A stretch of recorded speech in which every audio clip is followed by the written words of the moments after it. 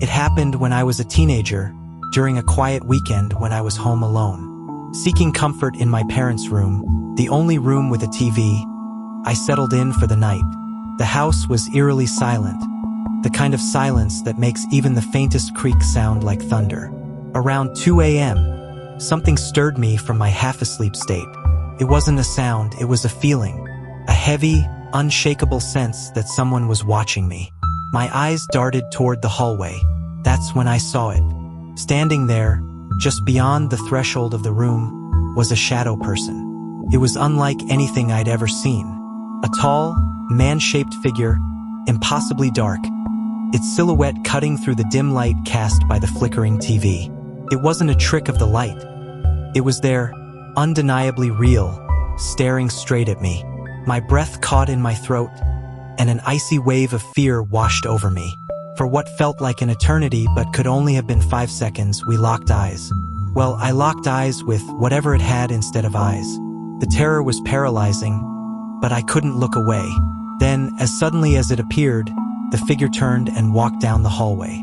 The soundless movement felt unnatural, almost otherworldly. Moments later, a deafening crash shattered the oppressive quiet.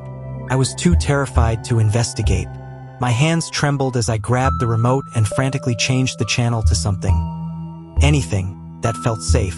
The Disney Channel became my refuge, its bright, cheerful characters a lifeline in the midst of the inexplicable. Sleep was out of the question. I stayed wide-eyed and alert, clutching the blanket like it could shield me from whatever horror lurked in the shadows. Morning brought a fragile sense of relief, though my nerves were still frayed. Summoning courage I didn't know I had, I ventured down the hallway to the bathroom. That's when I saw it, the mirror. A large mirror that had been securely mounted on the wall was now lying in shards on the floor. The sight stopped me in my tracks. The crash from the night before suddenly made sense. But how? The hooks were still intact, as if the mirror had been ripped away with deliberate force. I tried explaining it to my family when they returned, recounting every detail of the shadow person and the shattered mirror. But they dismissed it as a teenager's overactive imagination or a coincidence. To this day, they don't believe me, but I know what I saw.